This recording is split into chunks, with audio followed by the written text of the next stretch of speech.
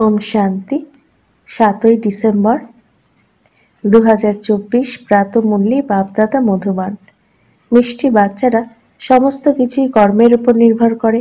সর্বদা যেন খেয়াল থাকে যে মায়ার বশীভূত হয়ে কোনো উল্টো কর্ম যেন না হয়, যার জন্য সাজা ভোগ করতে হয়।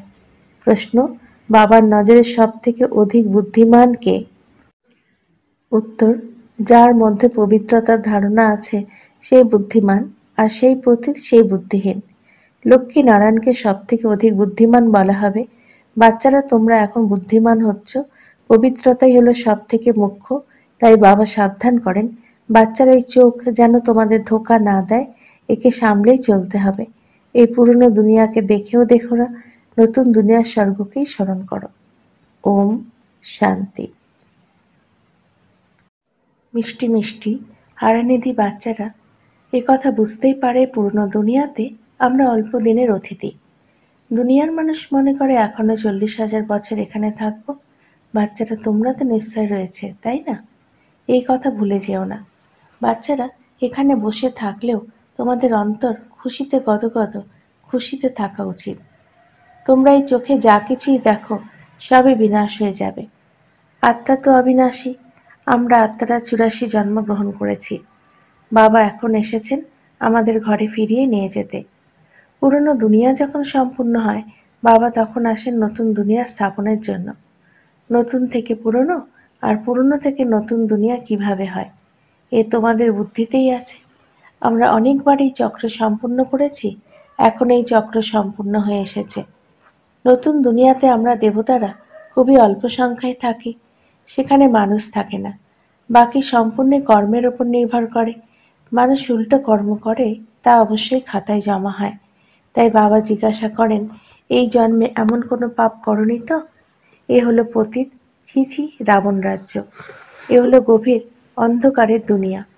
বাচ্চারা, বাবা এখন তোমাদের অবিনাশী উত্তরাধিকার প্রদান করছেন। তোমরা এখন কোনো রকমের ভক্তি করো না। তোমরা ভক্তির অন্ধকারে ধাক্কা খেয়েই এসেছ। এখন তোমরা বাবার হাতকে পেয়েছ। বাবার সাহায্য ছাড়া তোমরা বিষয় বৈতরণী নদীতে গোত্তা খেতে। অর্ধেক কল্প হলো ভক্তি। জ্ঞান পাওয়াতে তোমরা সত্যযুগে নতুন দুনিয়াতে চলে যাও। এখন তো এই হলো পুরুষোত্তম সঙ্গম যুগ, যেখানে তোমরা পতিত ছিছি থেকে সুন্দর সুন্দর ফুল বা কাটার থেকে ফুলে পরিণত হচ্ছ। তোমাদের এমন কে তৈরি করেন? অসীম জগতের পিতা। লৌকিক জগতের পিতাকে অসীম জগতের পিতা বলা হবে না। তোমরা ব্রহ্মা এবং বিষ্ণুর অকুপেশনকেও জেনে গেছো। তাই তোমাদের কত শুদ্ধ নেশা থাকা উচিত। মূল বতন, সূক্ষ্ম বতন, স্থূল বতন এইসব সঙ্গম যুগেই হয়। বাচ্চারা, বাবা এখন বসে তোমাদের বোঝাচ্ছেন পুরনো এবং নতুন দুনিয়ার এ হলো সঙ্গম যুগ। মানুষ ডাকতেও থাকে, আমাদের পতিত থেকে পবিত্র বানাতে এসো। এই সঙ্গমে বাবারও পাঠ চলতে থাকে। তিনি তো ক্রিয়েটার, ডাইরেক্টর, তাই অবশ্যই তারও কিছু পাঠ থাকবে। সবাই জানে তাকে মানব বলা হবে না। তার তো নিজের কোনো শরীর নেই। বাকি সকলকেই মানুষ বা দেবতা বলা হবে। শিব বাবাকে না দেবতা বলা হবে আর না মানুষ। এই শরীর তো তিনি টেম্পোরারি লোন নিয়েছেন। তিনি কোনো গর্ভ থেকে জন্ম নেননি। বাবা নিজেই বলেন, বাচ্চারা, শরীর ছাড়া আমি কিভাবে রাজযোগ শেখাবো? যদিও মানুষ আমাকে বলে দেয় যে পরমাত্মা নুড়ি পাথরে আছেন, কিন্তু বাচ্চারা, এখন তোমরা বুঝতে পারো আমি কিভাবে আসি। তোমরা এখন রাজযোগ শিখছ। এই রাজযোগ কোনো মানুষই শেখাতে পারেন না। দেবতারা তো রাজযোগ শিখতে পারে না। এখানেই পুরুষোত্তম সঙ্গম যুগে রাজযোগ শিখে মানুষ থেকে দেবতা হয়। বাচ্চারা, এখন তোমাদের অপার খুশি হওয়া উচিত। আমরা ৮৪ জন্মের চক্র সম্পন্ন করেছি। বাবা কল্পে কল্পে আসেন। তিনি নিজেই বলেন, এ হলো অনেক জন্মের অন্তিম জন্ম। শ্রীকৃষ্ণ তো সত্যযুগের প্রিন্স ছিলেন। তিনি এই ৮৪ জন্মের চক্র সম্পন্ন করেন। শিব বাবা এই ৮৪ জন্মের চক্রে আসবেন না। শ্রীকৃষ্ণের আত্মাই সুন্দর থেকে শ্যাম হয়, এ কথা কেউ জানে না। তোমাদের মধ্যেও নম্বরের ক্রমানুসারে তা জানতে পারে। মায়া অনেক কড়া, মায়া কাউকেই ছাড়ে না। বাবা সবই জানতে পারেন। মায়া একদম গিলে ফেলে, এ কথা বাবা খুব ভালোভাবেই জানেন। যে এমন ভেবো না বাবা অন্তর্যামী, তা নয়। বাবা সকলের অ্যাক্টিভিটি জানেন। সমাচার তো আসে, তাই না? মায়া একদম কাঁচা গিলে ফেলে। বাচ্চারা এমন অনেক কথা তোমরা জানো না। বাবা তো সবই জানতে পারেন। মানুষ মনে করে নেয় পরমাত্মা অন্তর্যামী। বাবা বলেন আমি অন্তর্যামী নই। প্রত্যেকেরই চলন দেখেই বোঝা যায়, তাই না? অনেকেরই খুবই ছিছি আচার আচরণ, তাই বাবা প্রতি মুহূর্তে বাচ্চাদের সাবধান করেন। মায়ার হাত থেকে নিজেদের রক্ষা করতে হবে। যদিও বাবা বুঝিয়ে বলেন, তবু বুদ্ধিতে থাকে না। কাম মহাশত্রু। বুঝতেই পারে না আমরা বিকারে চলে গেছি, এমনও হয়। তাই বাবা বলেন যদি কোনো ভুল হয়ে যায় তাহলে পরিষ্কার বলে দাও, কোনো কিছুই লুকিও না, না হলে শতগুণ পাপ হয়ে যাবে। অন্তরে অনুশোচনা হতে থাকবে, এই পাপ বৃদ্ধি হতে থাকবে আর একদমই নিচে নেমে যাবে। বাবার সাথে বাচ্চাদের সম্পূর্ণ সত্য থাকতে হবে, না হলে তোমাদের অনেক বড় ক্ষতি হয়ে যাবে। এ তো রাবণের দুনিয়া। এই রাবণের দুনিয়াকে আমরা কেন স্মরণ করব? আমাদের তো নতুন দুনিয়াতেই যেতে হবে।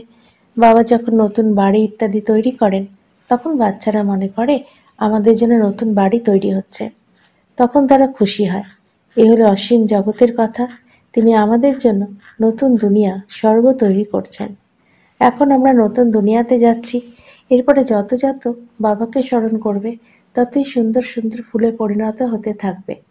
আমরা বিকারের বশে এসে কাঁটায় পরিণত হয়েছি। বাচ্চারা তোমরা জানো যারা আসে না, তারা তো মায়ায় বশীভূত হয়ে গেছে। তারা তো বাবার কাছেই নেই, তারা ট্রেটরে পরিণত হয়েছে। তারা পুরনো শত্রুর কাছে চলে গেছে। এমন এমন অনেককেই মায়া গিলে ফেলে। কত মানুষই শেষ হয়ে যায়। অনেক ভালো ভালো বাচ্চা ছিল যারা বলেছিল আমরা এই করব এই করব। আমরা তো যজ্ঞের জন্য প্রাণদান করতেও প্রস্তুত। আজ তারা নেই। তোমাদের লড়াই হলো মায়ার সঙ্গে। দুনিয়াতে কেউ জানে না যে মায়ার সঙ্গে কিভাবে লড়াই হয়। শাস্ত্রে দেখানো হয়েছে দেবতা ও অসুরদের মধ্যেই লড়াই হয়।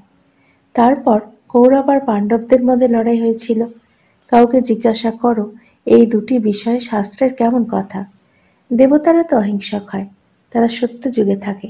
তারা কি কলিযুগে লড়াই করতে আসবে? কৌরব আর পাণ্ডবদের অর্থ বোঝে না, শাস্ত্রে যা লেখা আছে তাই পড়ে শোনাতে থাকে। বাবা তো সম্পূর্ণ গীতা পড়েছিলেন।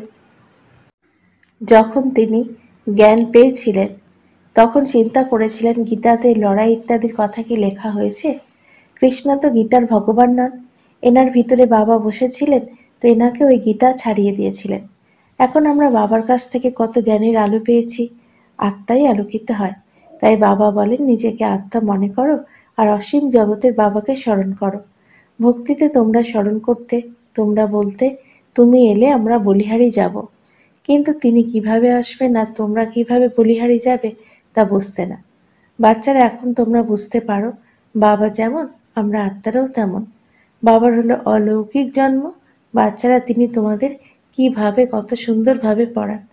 তোমরা নিজেরাই বলো এ তো আমাদের সেই বাবা যিনি কল্পে কল্পে আমাদের বাবা হন। আমরা সবাই তাকে বাবা বাবা বলে ডাকি। বাবাও বাচ্চা বাচ্চা বলে ডাকেন। তিনি টিচার রূপে আমাদের রাজযোগ শেখান। তিনি তোমাদের এই বিশ্বের মালিক বানান। তাই এমন বাবার হয়ে সেই টিচার বাবার থেকে শিক্ষা নেওয়া উচিত। এইসব কথা শুনে গদগদ হওয়া উচিত।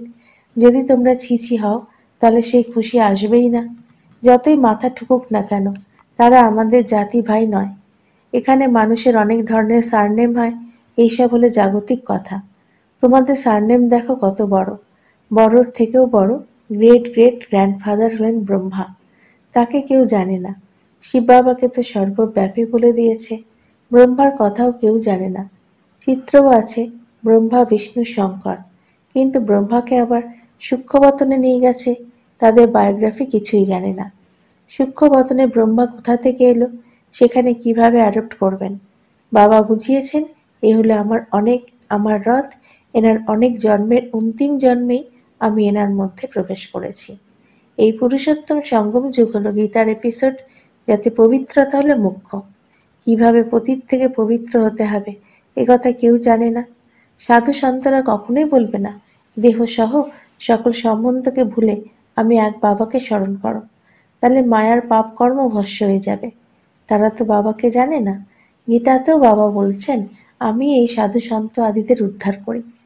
বাবা বোঝান শুরু থেকে এখন পর্যন্ত যে সকল আত্মারা পার্ট প্লে করছে সকলেরই এ হলো অন্তিম জন্ম, এনারও এ হলো অন্তিম জন্ম, ইনি আবার ব্রহ্মা হবেন।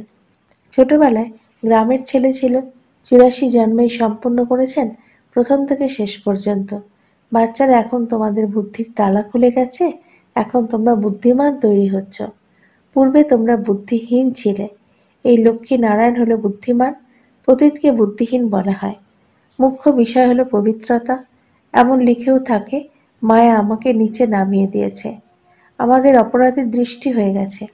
বাবা তো প্রতি মুহূর্তে সাবধান করেন, বাচ্চারা, মায়ার কাছে কখনোই হেরে যেও না। এখন তোমাদের ঘরে ফিরে যেতে হবে। তোমরা নিজেকে আত্মা মনে করে বাবাকে স্মরণ করো। এই পুরনো দুনিয়া শেষ হলো বলে আমরা তো পবিত্র তৈরি হই, তাই আমাদের তো পবিত্র দুনিয়াই চাই, তাই না? বাচ্চারা, তোমাদেরও পতীত থেকে পবিত্র হতে হবে। বাবা তো আর যোগ করবেন না, বাবা তো পতীত হন না যে যোগ করবেন। বাবা তো বলেন, আমি তোমাদের সেবার জন্যই উপস্থিত। তোমরাই চেয়েছিলে যে তুমি এসে আমাদের মতো পতীতদের পবিত্র করো। তোমাদের চাওয়াতেই আমি এসেছি। আমি তোমাদের খুবই সহজ রাস্তাই বলে দিই, কেবল মনমনা ভব। শাস্ত্রে কেবলমাত্র কৃষ্ণের নাম দেওয়াতে বাবাকে সবাই ভুলে গেছে। বাবা হলেন ফার্স্ট আর কৃষ্ণ হলেন সেকেন্ড। বাবা হলেন পরমধামের মালিক, কৃষ্ণ বৈকুণ্ঠের মালিক।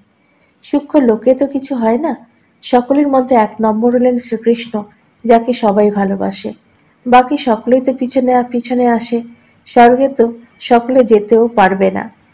তাই মিষ্টি মিষ্টি বাচ্চারা, তোমাদের রন্ধ্রে রন্ধ্রে খুশি হওয়া উচিত। কোনো কোনো বাচ্চা বাবার কাছে আসে যারা কখনোই পবিত্র থাকে না। বাবা বোঝান, বিকারে যাও, তাহলে বাবার কাছে কেন আসো? তারা বলে, কি করব, থাকতে পারি না, কিন্তু এখানে আসি। যদি কখনো তীর লেগে যায়, আপনি ছাড়া আমাদের কে সদ্গতি করাবে? তাই এখানে এসে বসে যাই। মায়া কত প্রবল! নিশ্চয়ই হয় যে বাবা আমাদের পতীত থেকে পবিত্র সুন্দর ফুল বানান, কিন্তু কি করব? আমাদের এই নিশ্চয় রয়েছে যে আপনার কাছে আমাদের শুধরাতে হবে। বাবা এইসব বাচ্চাদের জন্য দুঃখ পান, তাও এমন হবে। Nothing new. বাবা তো রোজ রোজই শ্রীমত দেন, কিন্তু খুব অল্প সংখ্যকই তা অভ্যাসে আনতে পারে। এতে বাবা কি করতে পারেন? বাবা বলেন, সম্ভবত এদের পাঠ এমনই, সবাই তো রাজা রানী হয় না। এখন রাজধানী স্থাপন হচ্ছে, রাজধানীতে সকলেরই প্রয়োজন। বাবা তবুও বলেন, বাচ্চারা, হিম্মত ত্যাগ করো না, তোমরা এগিয়ে যেতে পারো। আচ্ছা, মিষ্টি মিষ্টি হারানিধি বাচ্চাদের প্রতি মাতা পিতা বাপদাদার স্মরণের স্নেহসুমন আর সুপ্রভাত। আত্মাদের পিতা তার আত্মারূপী বাচ্চাদেরকে জানাচ্ছেন নমস্কার। আমাদেরও বাপদাদাকে ধন্যবাদ। নমস্কার। ধারণার জন্য মুখ্য সার: 1. বাবার সাথে সর্বদা স্বচ্ছ থাকতে হবে। এখানেও কোনো ভুল যদি হয়ে যায় লুকিও না। চোখ কখনোই যেন ক্রিমিনাল না হয়, এর জন্য সাবধান থাকতে হবে। 2. সদাই শুদ্ধ নেশা যেন থাকে। অসীম জগতের পিতা আমাদের পতীত চিচি থেকে সুন্দর ফুল বা কাঁটার থেকে ফুলে পরিণত করছেন। এখন আমরা বাবার সাহায্য পেয়েছি, যার সাহায্যে আমরা বিষয় বৈতরণী নদী পার হয়ে যাব। বরদান: পাওয়ারফুল ব্রেক দ্বারা সেকেন্ডে নেগেটিভকে পজিটিভে পরিবর্তনকারী স্বপরিবর্তক ভব। যখন নেগেটিভ অথবা ব্যর্থ সংকল্প চলে, তখন তার গতি খুবই ফাস্ট হয়। ফাস্ট গতির সময় পাওয়ারফুল ব্রেক লাগিয়ে পরিবর্তন করার অভ্যাস চাই। এমনিতেও পাহাড়ে ওঠার আগে গাড়ির ব্রেক চেক করা হয়। তোমরা নিজেদের উঁচু স্থিতি বানানোর জন্য সংকল্পগুলোকে সেকেন্ডে ব্রেক দেওয়ার অভ্যাস বৃদ্ধি করো। যখন নিজের সংকল্প বা সংস্কার 1 সেকেন্ডে নেগেটিভ থেকে পজিটিভে পরিবর্তন করতে পারবে, তখন স্বপরিবর্তনের দ্বারা বিশ্ব পরিবর্তনের কার্য সম্পন্ন হবে। স্লোগান: নিজের প্রতি আর সকল আত্মাদের প্রতি শ্রেষ্ঠ পরিবর্তনের শক্তিকে কার্যে প্রয়োগকারী হল সত্যিকারের কর্মযোগী। ওম শান্তি।